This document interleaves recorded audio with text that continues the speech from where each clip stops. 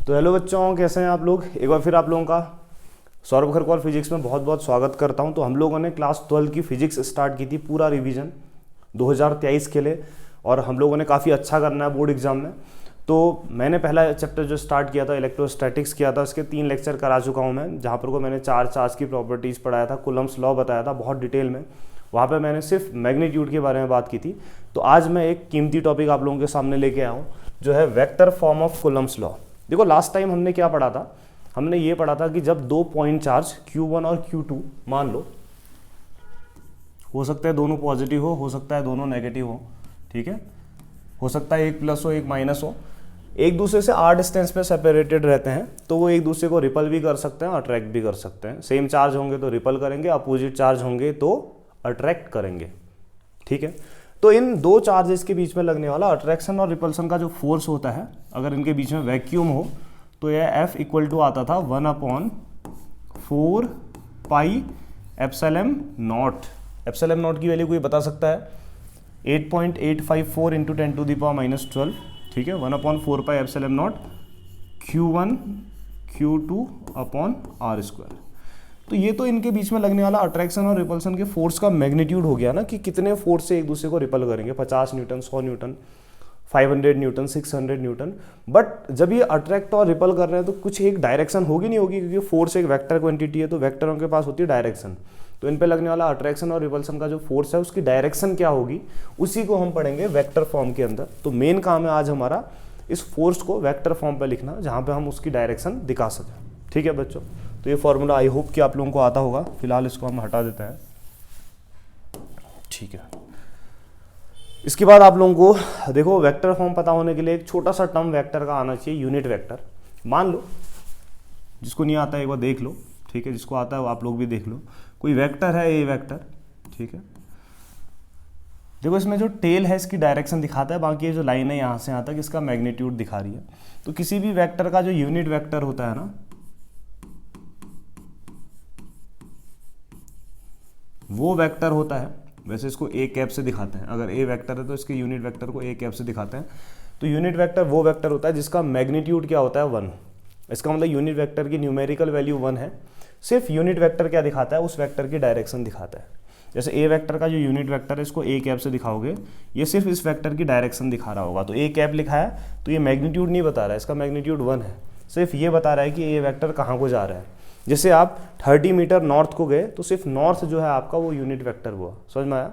North आपकी direction दिखा रहा है, उसको कैप से दिखाते हैं। और किसी भी वेक्टर का यूनिट वेक्टर निकलता कैसे है, देख, ए कैप इक्वल टू, आप क्या करोगे, उस वेक्टर को उसी वेक्टर के मैग्नीट्यूड से, मैग्नीट्यूड मतलब उसकी न्यूमेरिकल वैल्यू से डिवाइड कर दोगे। जैसे मैं समझ लो 30 मीटर नॉर्थ किया, तो 30 मीटर नॉर्थ ये पूरा एक वेक्टर हो गया, ठीक है।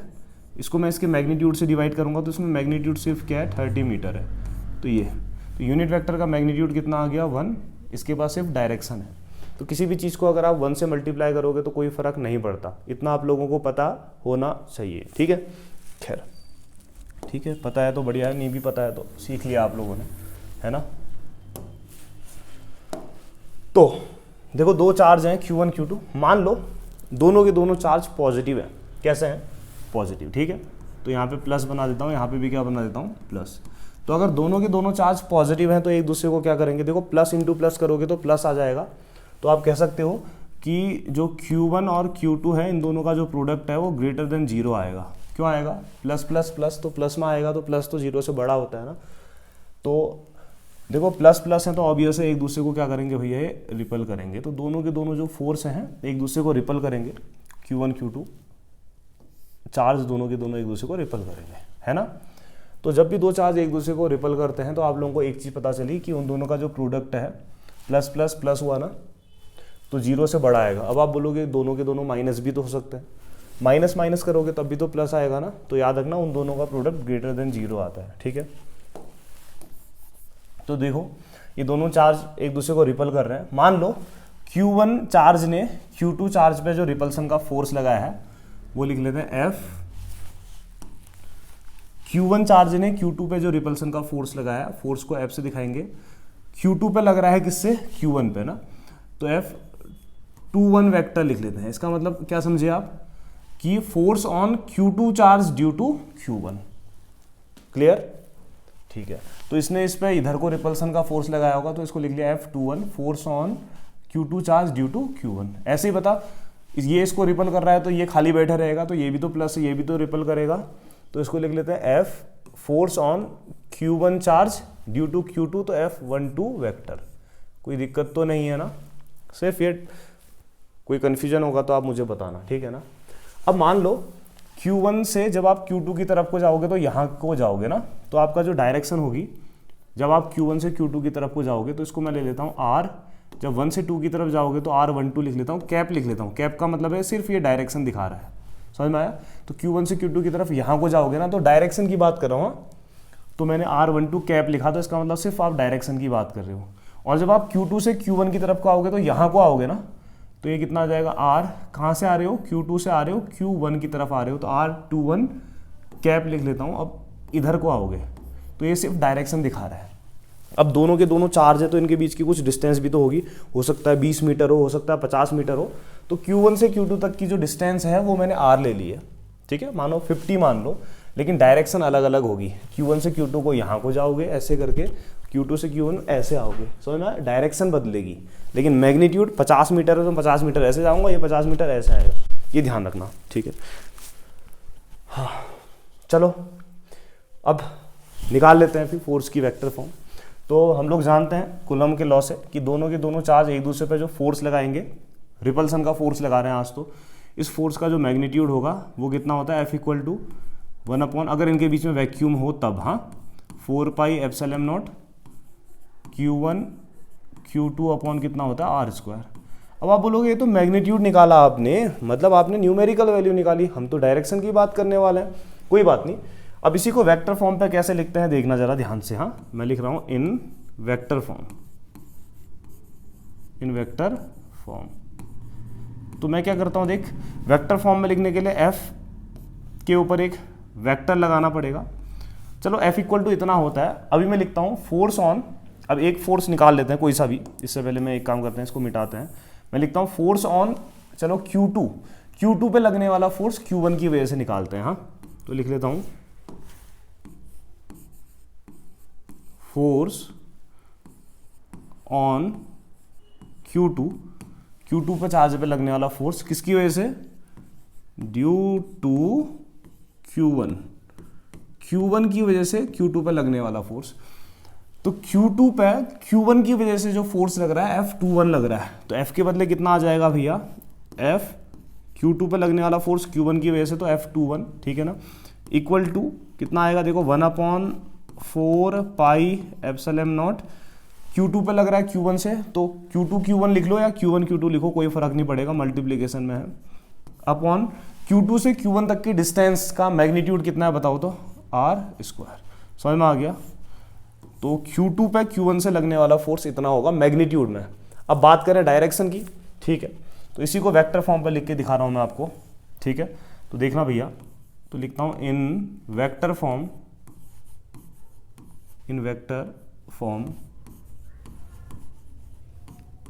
कितना आएगा? देखो Q2 पे Q1 से फोर्स इधर को लग रहा है, तो F21 की जगह वेक्टर लगाना है ना, तो F21 वेक्टर लगा दे। देखिए यहाँ डायरेक्शन लगा दी, ठीक है? तो यहाँ पे भी देखो, लेफ्ट साइड में अगर आपने डायरेक्शन लगाई है तो राइट में भी लगानी पड़ेगी। तो लिखते हैं 1/4πε0, ठीक है, सॉरी,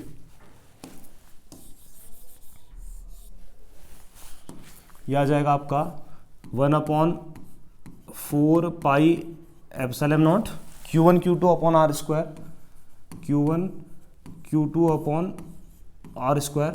देखो इधर Q2 पे Q1 से जो फोर्स लग रहा है इधर को लग रहा है F21 वेक्टर। बता इस फोर्स के अलोंग आपकी R की कौन सी डायरेक्शन है?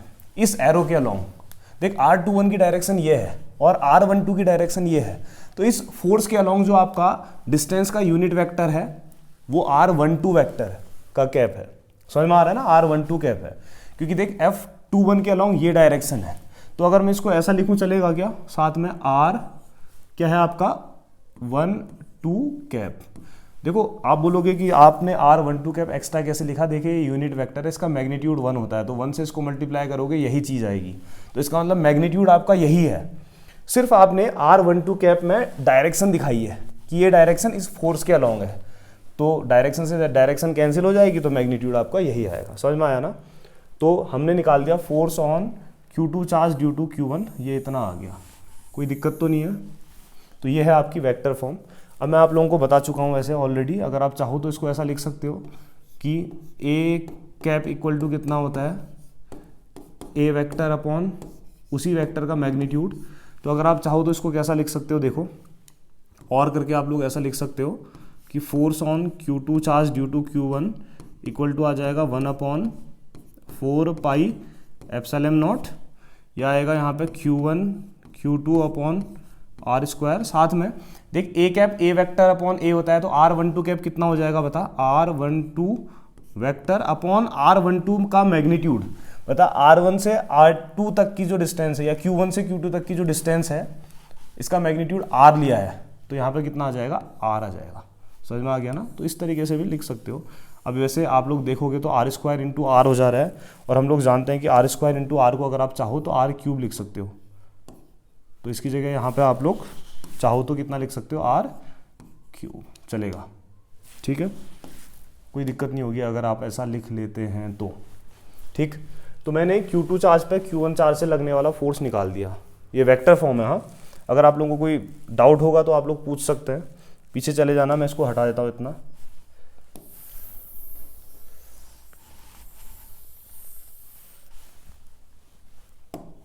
अब ऐसे ही मैं Q2 से Q1 पे लगने वाला फोर्स पता करता हूँ, जिसको नहीं आया एक बार दोबारा से देख लो। ठीक है, देखना, फोर्स ऑन Q1 किसकी वजह से, ड्यू टू Q2 चार्ज। ठीक है भैया, Q2 की वजह से Q1 पे कितना फोर्स लगेगा। देख Q1 पे लगने वाला फोर्स देख रहे हैं Q2 की वजह से, तो F की जगह क्या आएगा, देख Q1 पे Q2 से जो फोर्स लग रहा है F12 है, तो F की जगह F12 आएगा इक्वल टू, ये आ जाएगा 1/4 पाई एप्सिलॉन नॉट।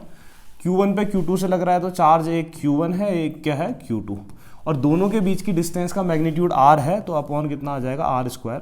तो ये आपने मैग्नीट्यूड लिख दिया है, क्या लिखा है, मैग्नीट्यूड। ठीक है, अब इसी को वेक्टर फॉर्म पर लिख के देखते हैं। ठीक है, तो इसके बाद लिखता हूँ फिर मैं इन वेक्टर फॉर्म। ठीक है, वेक्टर फॉर्म पे लिखना है तो क्या करेंगे बता, इधर वेक्टर लगाना पड़ेगा, तो F12 वेक्टर इक्वल टू, यहाँ पे देख लेफ्ट साइड में वेक्टर लगाया तो राइट साइड में भी वेक्टर लगाना पड़ेगा, है ना। 1/4 pi epsilon naught Q1 Q2 upon r square, ये तो ठीक है। अब बता, जब Q2 Q1 पे फोर्स लगा रहा है, तो इस फोर्स के अलोंग यूनिट वेक्टर कौन सा है, ध्यान से देख, इस फोर्स के अलोंग यूनिट वेक्टर मेरा R21 कैप है। देखना, यूनिट वेक्टर मतलब जो उसकी डायरेक्शन दिखाएगा भैया, तो F12 के अलोंग जो डायरेक्शन है R21 कैप की डायरेक्शन है। क्लियर हो रहा है, सिर्फ डायरेक्शन बता रहा है यहाँ, मैग्नीट्यूड तो आपने लिख दिया है, तो साथ में आपने लिखना पड़ेगा, क्योंकि लेफ्ट साइड में आपने डायरेक्शन लिखी है तो राइट में भी लिखना पड़ेगा R21 कैप। रटना मत, देखो ना F12 के अलोंग जो डायरेक्शन है, एरो से एरो मैच करो ना, ये आ रहा है, तो यही है वेक्टर फॉर्म, बस दैट्स इट। अब अगर आप चाहो तो ऐसा कर सकते हो, मैंने आपको बताया कि ए कैप इक्वल टू कितना होता है बता, ए वेक्टर अपॉन कितना होता है, ए। तो ऐसे ही अगर आप लोगों को R21 कैप पता करना है, R21 कैप, तो ये हो जाएगा R21 वेक्टर अपॉन R21 का मैग्नीट्यूड, 2 से 1 तक का मैग्नीट्यूड R है, तो अपॉन कितना हो जाएगा, R। तो चाहो तो इसकी जगह ये लिख सकते हो। तो यहाँ से वैसे तो ये आ गई हमारी वेक्टर फॉर्म। ठीक है, तो इसी को और करके आप कैसे लिख सकते हो, ऐसे, force on Q1 charge due to Q2 equal to आ जाएगा 1/4 pi epsilon naught Q1 Q2 upon r square, R21 cap की जगह R21 वेक्टर अपॉन 2 से 1 तक का मैग्नीट्यूड थोड़ी बदलेगा ना, R। अब R स्क्वायर इंटू आर करोगे तो कितना आ जाएगा, R क्यूब। तो चाहो तो इसी को, यह वाला हिस्सा मिटा दो, और यहाँ पे R स्क्वायर के बदले आप क्या लिख दोगे, R क्यूब लिख दोगे। ठीक है बच्चों, तो यही है आपकी कूलम्ब्स लॉ की वेक्टर फॉर्म। एक बड़ी इंटरेस्टिंग बात पता चल रही है, ये देखो हम लोगों ने सेम चार्जेस के लिए पता किया है, ऐसे ही आप लोग अगर चाहो तो अपोजिट चार्ज के लिए भी पता कर सकते हो। मैं आप लोगों को बताता हूँ कैसे पता करेंगे आप लोग, देखना। हाँ, इसको पहले मिटा देते हैं। डेरिवेशन सेम ऐसा ही होगा, ठीक है, थोड़ा सा फर्क आने वाला है। अगर बाई चांस मान लो कि ये आप लोगों के क्या होते हैं, अपोजिट चार्ज होते हैं, ठीक है, इरेज कर देते हैं, इसको भी इरेज कर देते हैं, ठीक है। मान ले ये होता आपका पॉजिटिव और ये होता आपका नेगेटिव, तो क्या होता है, क्या फ़र्क आता, सुनना। हाँ देखो, ये प्लस और माइनस एक दूसरे को अट्रैक्ट करते हैं, तो जब Q1 Q2 पे फोर्स लगाता तो ये प्लस है माइनस अंदर को लगाता, तो F21 बाहर को नहीं लगता बल्कि अंदर को लगता, तो ये फोर्स ऐसा आता, ये force on Q2 due to Q1 ऐसा आता, और यही होता आपका F21 वेक्टर, ना कि बाहर को। और ऐसे ही माइनस इस प्लस को कहाँ को खींचता, अंदर को, तो ये ऐसा आ जाता, ये आ जाता आपका F12 वेक्टर। डेरिवेशन सेम ऐसा ही होता, ठीक है। इसको इरेज कर देते हैं, इसको भी इरेज कर देते हैं, फिगर ऐसा हो जाता। और वैल्यू क्या आती, देख F12 के लिए कैसा आता, मैं आपको दिखा रहा हूँ, ये ऐसा आता। या चलो पहले ये निकाल लेते हैं, force on Q2 due to Q1 कितना होता, Q2 पे लगने वाला फोर्स किसकी वजह से, Q1, तो F21 वेक्टर आता, इक्वल टू आता 1/4 pi epsilon naught Q1 Q2 upon distance तो आ रही है दोनों के बीच की। देखो अब आप खुद बताओ, ये इसको यहाँ को खींच रहा है, तो इस फोर्स के अलोंग डायरेक्शन कौन सी है, इस एरो के अलोंग, इस एरो के अलोंग ये वाला एरो है, ये वाला एरो है, मेरे ख्याल से इस एरो के लिए ये है, तो यहाँ पर को R21 कैप आ जाता, सिर्फ इतना फर्क आता। समझ में आ गया। ऐसे ही force on Q1 due to Q2 पता करते, तो F12 vector equal to magnitude तो आपका यही रहता 1/4 pi epsilon naught Q1 Q2 upon R²। लेकिन डायरेक्शन की बात करूंगा, देख Q2 Q1 को यहाँ को खींच रहा है, तो इस एरो के अलोंग डायरेक्शन ये आ रही है, तो यहाँ पर को कितना आता आपका R12 कैप आता। समझ में आ गया ना, बस ये है।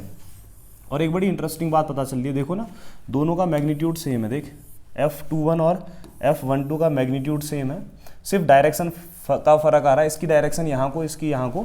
तो यहाँ से मेरे को एक बड़ी इंटरेस्टिंग बात पता चल रही है कि F12 वैसे भी देख लो ना, F12 यहाँ को है और F21 यहाँ को है, तो F12 और F21 मैग्नीट्यूड में बराबर है, ठीक है। देखो दोनों का मैग्नीट्यूड सेम है, लेकिन दोनों की डायरेक्शन, एक की इधर को एक की इधर को है, तो अपोजिट डायरेक्शन के लिए माइनस साइन आएगा। तो मैग्नीट्यूड में बराबर है, लेकिन जब आप वेक्टर फॉर्म पर लिखोगे तो माइनस आएगा। इसका मतलब ये Newton's third law action reaction को भी फॉलो कर रहा है। दोनों इक्वल मैग्नीट्यूड के फोर्स लगा रहे हैं, लेकिन रिएक्शन मतलब डायरेक्शन दोनों की अपोजिट है। तो यही है आपकी vector form of Coulomb's law. I hope कि आप लोगों को समझ में आया होगा। अगर कोई डाउट होता है तो आप लोग पूछ सकते हैं, मैं हर समय तैयार रहता हूँ बताने के लिए। थैंक यू बच्चों, मिलते हैं नेक्स्ट वीडियो में, जहाँ पे मैं आपको डाइलेक्ट्रिक कांस्टेंट और क्या बताऊँगा, परमिटिविटी के बारे में बताऊँगा कि ये परमिटिविटी होती क्या है। ठीक है, बाय।